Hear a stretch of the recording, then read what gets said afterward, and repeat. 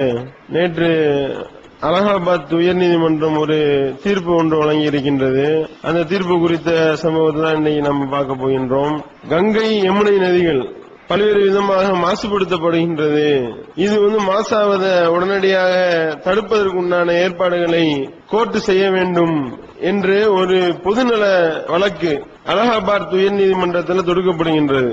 அந்த பொதுநல வழக்கில் நேற்று தீர்ப்பு வழங்கப்படுகின்றது. கங்கை யமுனை நதிகளை மாசுபடுத்துவதை தடுப்பதற்கு உண்டான ஏற்பாடுகளை ஊபி கவர்மெண்ட் உடனடியாக செய்ய வேண்டும். அது எதனால மாசுபடுத்தப்படுகின்றது அப்படின்னு பாத்தீங்கன்னா, திருவிழாக்கள் கொண்டாடுகின்றோம் என்ற பெயர்ல சாமி சிலைகளை கொண்டு போய் அந்த நதிகள்ல கரைக்கின்றார்கள். அப்படி சிலைகளை கரைப்பதனால தான் அது பெருமளவு மாசுபடுத்தப்படுகின்றது. அதனால சிலைகளை கரைப்பதற்கு இந்த கோர்ட் தடை விதிக்கின்றது என்று சொல்லி தடை உத்தரவு நேற்று பிறப்பித்திருக்கின்றார்கள். அதுல கொடுமை என்ன அப்படின்னு பாத்தீங்கன்னா, இந்த விஜயதசமி அப்படின்ற ஒரு பண்டிகை வர உள்ளது. அதுலதான் அதிகமான சிலைகளை கொண்டு போய் கரைப்பாங்க. வடக்கு கவனிச்சுதான் சொல்றாங்க. சில வாரங்களுக்கு முன்னாடி விநாயகர் சதுர்த்தின்ற பேர்ல கொண்டு போய் சிலைகளை கரைச்சதை நம்ம பார்த்தோம். ரசாயன பொடி அந்த இதை கலந்த பெயிண்டுகளை கலந்த சிலைகளை கொண்டு போய் கடல்கள்லையும் நீர்நிலைகள்லையும் குளங்குட்டையிலையும் மனுஷன் குடிக்கக்கூடிய அந்த நீர்நிலைகளை கொண்டு போய் கரைச்சா என்ன ஆகும்? அப்படி கரைக்கக்கூடிய வேலைகளை செய்து கொண்டிருக்கின்றார்கள்.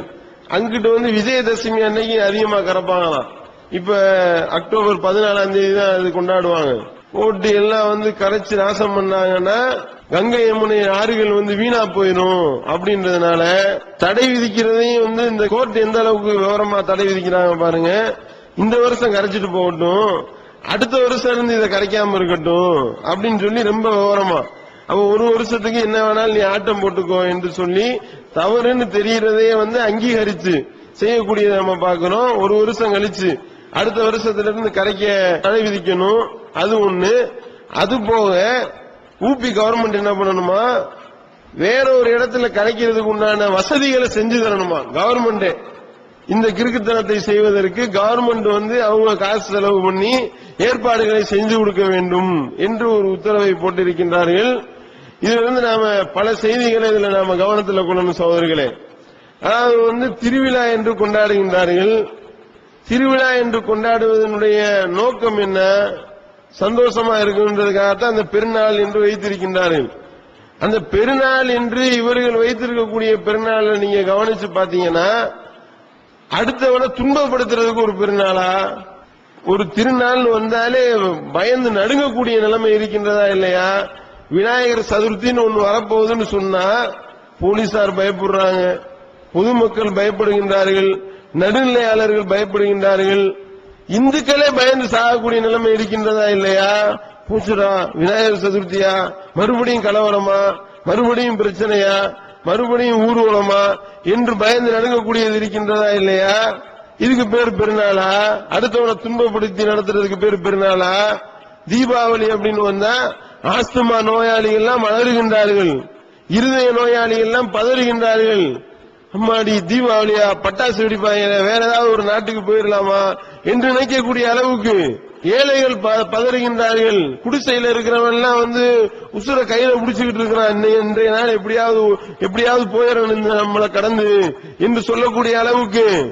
அப்ப பட்டாசுகளை கொடுத்தி, காற்றை மாசுபடுத்தி, நீர்நிலைகளை மாசுபடுத்தி, ஓசோன் படத்துல ஓட்டங்களை வச்சு, இங்க கூட ராக்கெட்டுல ஏழைகளுடைய கூடைகளை கொளுத்தி, இப்படிப்பட்ட ஒரு கொண்டாட்டம் நமக்கு தேவையா என்று சொல்லி பிரமத சகோதரர்கள் ஆய்வு பண்ணணும். இது நம்ம செய்யறது சரிதானா இந்த ஆய்வு செய்ய கடமைப்பட்டு ஒன்று ரெண்டு இல்ல, எது எதெல்லாம் பெருநாள் என்று கொண்டாடுகின்றார்களோ அது எல்லாமே இப்படி இருக்கிறத பாக்கிறோம்.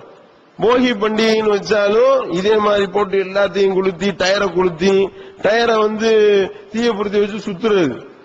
அதுல கிளம்பக்கூடிய மாசு எவ்வளவு பெரிய பிரச்சனை தெரியுமா தெரியாதா? ஏற்கனவே ஓசோன்ல ஓட்ட விழுந்துகிட்டு இருக்குன்னு சொல்லி இருக்காங்க. அப்ப மேற்கொண்டு ஓட்ட போட்டீங்கன்னா என்ன ஆகும்? மேற்கொண்டு வேகமா எல்லாரும் போய் சேர்றதுக்கா? அப்ப இதுக்கு பேர் என்ன? இதனால இந்த மாதிரி போக கிளம்புச்சுன்னா ஆஸ்துமா நோயாளிகள் எப்படி நிம்மதியா இருப்பான்? இந்த நாட்டுல 10 to 6 மணிக்கு தான் நீங்க பட்டாசு வெடிக்கணும், அதுக்கு மேல வெடிக்காதீங்க. இது எல்லாத்தையும் எல்லாரும் இதை கேட்டுதான் நடக்கின்றார்களா? பட்டாசை வெடிக்க கூடாதுன்னு கட்டளை போடுங்க, அதை விட்டு 10 to 6க்குள்ள வெடிச்சுக்கிறீங்கன்னா அந்த நேரத்தில் ஆஸ்மா நோயாளி உயிரோட இருக்க மாட்டானா? அந்த நேரத்தில் இருதய நோயாளி இருக்க மாட்டானா? அப்ப இதெல்லாம் கவனத்துல கொள்ளணுமா இல்லையாங்க? இப்ப இதை கவனிக்காம செய்யறத பாக்குறோம். இப்ப விஜயதசமினா என்ன பண்ணுவாங்க? ஆயுத பூஜை, சரஸ்வதி பூஜைன்ற பேர்ல பூசணிக்காய சுத்தி நடு ரோட்ல கொண்டே உடைச்சிருது. நடு ரோட்ல போற வண்டிகள்ல போனவெல்லாம் வலிக்கு விழுந்து அதுல எத்தனை ஆக்சிடென்ட் ஆகி எத்தனை பேர் சாவுறான்? போலீஸ் கமிஷனர் உத்தரவு, என்ன உத்தரவு போட்டாரு? நடு ரோட்ல யாரேனும் பூசணிக்காய உடைத்திருந்தா கடுமையா நடவடிக்கை எடுக்கப்படும். பார்த்தோமா இல்லையா? காஞ்சிபுரத்து பக்கத்துல இதே மாதிரி பூசணிக்காய கொண்டு நடு ரோட்ல உடைச்சு மாற்றுத்திறனாளிகள் ஒரு ஆட்டோல போய் அதை வலிக்கி விட்டு அந்த ஆட்டோவே பிறண்டு போய் மாற்றுத்திறனாளிகள் ரோட்ல விழுந்து கிடந்ததையெல்லாம் நம்ம பார்த்தோம். அப்ப இந்த மாதிரி அடுத்த ஆளை துன்புறுத்தி கொண்டாடப்படுவதற்கு பேர் ஒரு திருநாளா? யோசனை பண்ணணுமா இல்லையா? அது மனுஷங்க கொடுமைப்படுத்துறது மட்டும் இல்லாம மிருகத்தையும் விட்டு வைக்கிறது கிடையாது. பெருநாள் என்ற பேர்ல, மாட்டு பொங்கல் என்ற பேர்ல போட்டு இந்த மாடுகளை படுத்துற பாடு இருக்கே, சுபஹானல்லாஹ், சொல்லி மாளாது. அந்த மாட்டுக்கு உண்மையிலேயே வாய் இருந்து அந்த மாட்டுட்ட போய் பேட்டி எடுத்தோன்னு வைங்க, உனக்கு இந்த வருஷத்திலே பிடிக்காத ஒரு நாள் இருந்தா சொல்லு அப்படின்னா அது மாட்டு பொங்கலை தான் சொல்லும். காரணம் என்ன? மாட்டு பொங்கல் என்ற பேர்ல அந்த மாட்டுக்கு சாராயத்தை ஊத்தி விட்டு அதை 100 பேரை சேர்ந்து விரட்டி அதுக்கு மாலையை போட்டு, அதுக்கு மாலை போடுறது என்ன தெரியும், அதுக்கு துன்புறுத்துறது, அதுக்கு கோர்ட்டு ஆர்டர் போடலாம். இந்த மாதிரி மாட்டு பொங்கல் கொண்டாடுறதா இருந்தா, ஜல்லிக்கட்டு நடத்துறதா இருந்தா இவ்வளவு சருத்துக்கள்லாம் போடணும் என்று சொல்லி எல்லாத்திலையும் கோர்ட்டு தலையிடுகின்றது.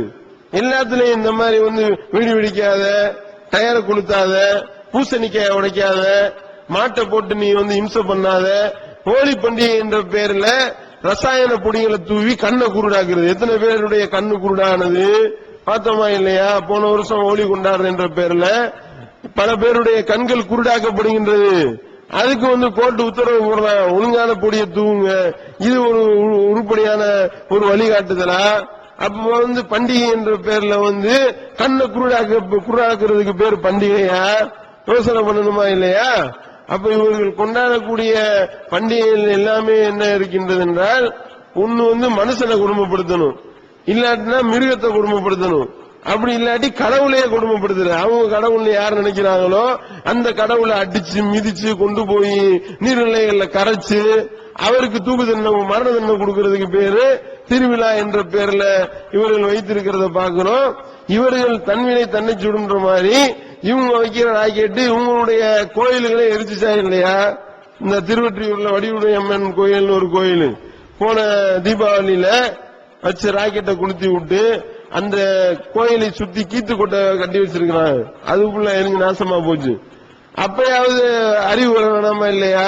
ஏன் இப்படி பண்றீங்க, அநியாயம் பண்றீங்க, கூடாது, இனிமே இப்படி செய்யாதீங்க, பட்டாசு வெடிக்கிறத நிப்பாட்டுங்கன்னு சொல்லி முடிவு எடுக்கிறாங்களான்னு பார்த்தா ரொம்ப விவரமா உத்தரவு போடுறாங்க. என்னன்னா, இந்த கோயில்கள் தீப்பிடிச்சு எறியதுல இருந்து கோயில்களை பாதுகாக்கிறதுக்கு கீத்து கொட்டைக்கு பதில தகரத்துல செட் அடிங்க அதுக்கு என்று சொல்லி ரொம்ப விவரமா உத்தரவு போடுறத நம்ம பாக்கிறோம்.